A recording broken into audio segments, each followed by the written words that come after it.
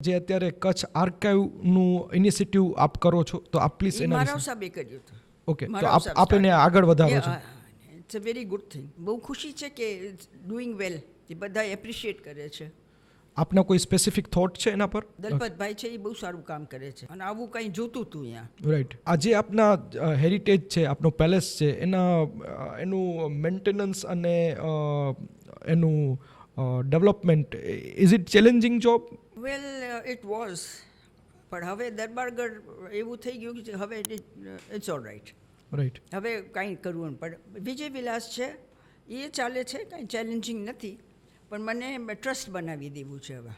Right. જેમ કે મારા પછી શું થશે એટલે એ વિચારીને હું ટ્રસ્ટ બનાવશે તો એ ચાલશે.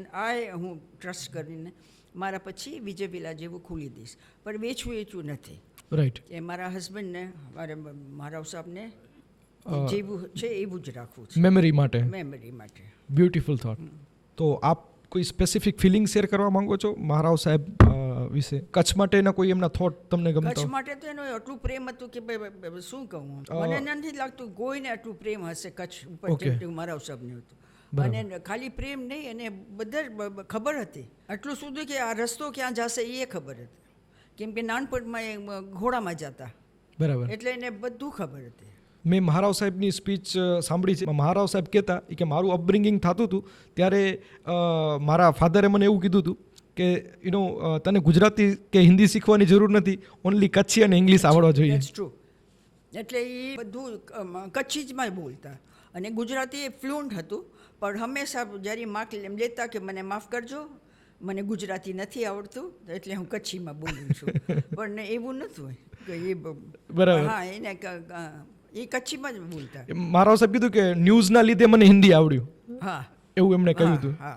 આપની જે ફોટોબાયોગ્રાફીની બુક છે એનામાં ઘણા બધા લોકોએ આપના એક કોટ કર્યું છે કે Preeti Devi is and remain synonymous of beauty, grace, elegance and dignity. તો આપનું to say that big compliment.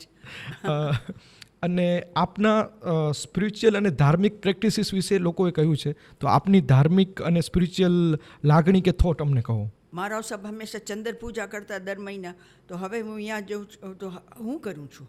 સરસ. To keep it going. કેવું આપણું જે છે એ તો રાખવું જ જોઈએ. કેવું ફિલિંગ આવે છે? બહુ સારું લાગે છે. માતાજીની દયાથી મને 2 વખતે માતાજીને અહીંયા માતાનો મળમાં કરવા મળ્યો. એ કોઈ બાએ નથી કર્યું. You are the first. It is a big honour. અને આ વર્ષે મને આપણા આશાપુરા મંદિર ભુજમાં એ કરવા મળ્યું. ઓનર છે ને. રાઈટ.